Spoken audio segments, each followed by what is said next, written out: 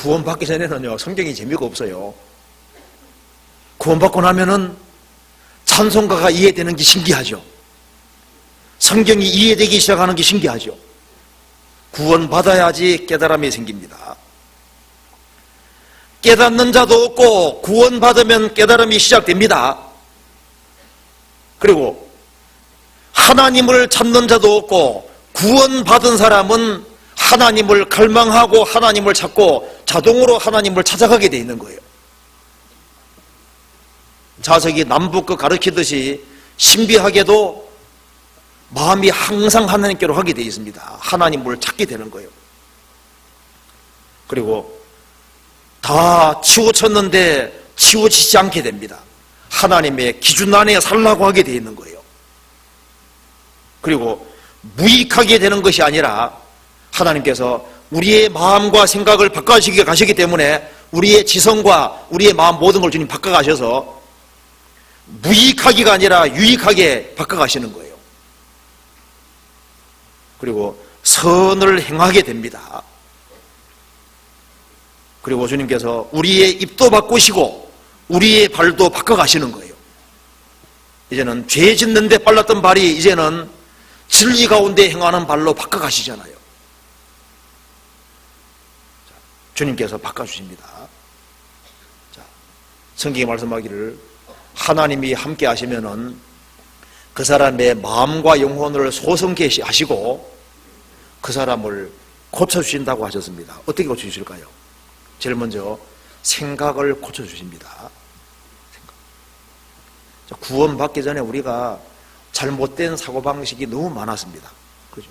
구원받고 나면은 가치관이 확 바뀌어버리는 거예요. 내가 고쳐준다 그랬죠? 사고방식이 바꿔집니다. 구원받지 아니한 모든 사람은 이기주의입니다. 자기중심적인 건데요. 구원받으면은 자기가 빠져나가잖아요. 구원받은 사람은 주와 판단은 한정이 되고 하나님 중심이 되게 되어 있습니다. 그래서 구원받고 나면은 하나님은 첫 번째, 이웃은 두 번째, 자기는 세 번째로 내가 중심이었는데 이제 하나님 중심으로 다 기본적으로 바뀌게 되어 있는 거예요. 그래서 구원받은 사람은 하나님 영광을 위해 살아야 된다는 것이 자연스러운 것이 되는 겁니다.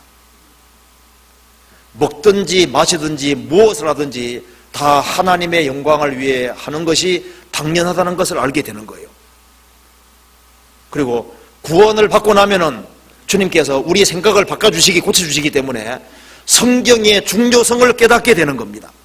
그리고 성경 배우는 것이 얼마나 소중한 시간인지를 알게 도와주십니다. 그죠? 그리고 내가 지금까지 속아왔구나.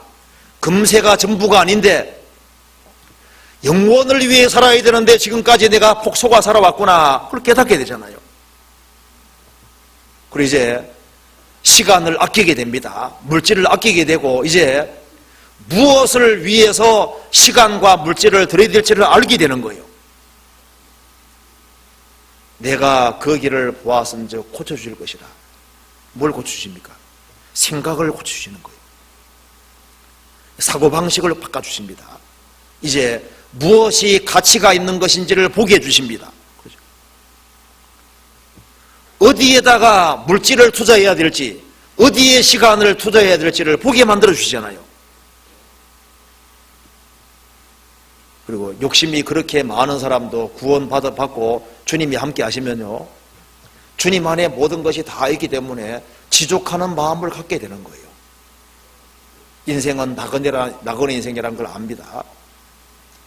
그리고 먹을 것이 있고 입을 것이 있으면 족한 줄로 알게 되고, 그리고 영원을 위해 살아야 된다는 것을 알게 되는 겁니다. 사고방식이 바뀌게 되는 거예요. 그리고 교회의 가치를 알게 됩니다.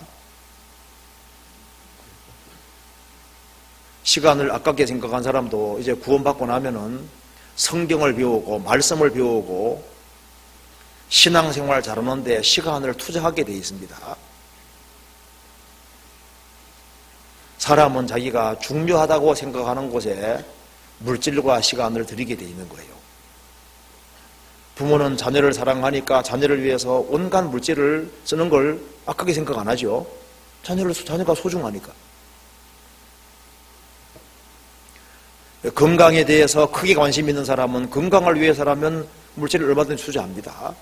자기가 소중하다고 생각하는 그곳에 물질이 가게 돼 있는 거예요. 구원받고 나면은 하나님이 소중하신 분이 됩니다. 예수님이 소중하신 분이 되잖아요. 그리고 복음이 얼마나 큰지를 알기 때문에, 영혼이 얼마나 가치 있는지를 알기 때문에 영혼을 위해서 물질을 쓰고 복음 전해지는 곳에 물질을 쓰는 것을 당연하게 생각하게 되는 거예요. 사람은 자기가 중요하다고 생각하는 곳에 시간을 투자합니다. 신앙생활을 잘하기 위해서 시간을 어디 투자하느냐, 그것이 결과를 만들어냅니다. 그렇잖아요? 무엇인가 결과가 생기기 위해서는 시간을 들이지 않으면 결과가 안 생기는 거예요.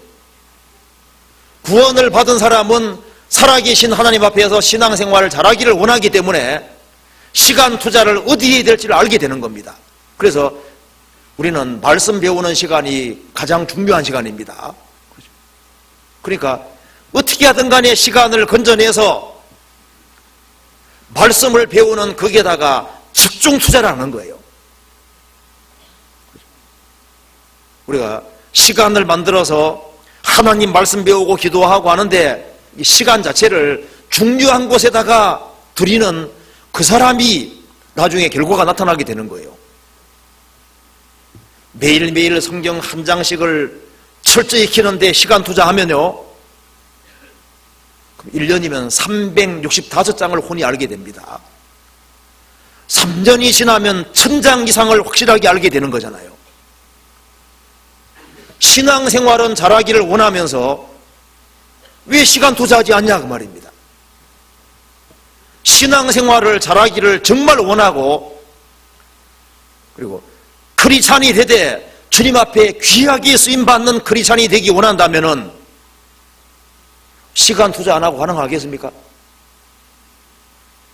뭐 사업을 하는 사람이든 뭘 공부를 하든 뭘 하든 간에 뭐가 결과 만들어내려면은 시간 투자가 돼야 되는 거예요.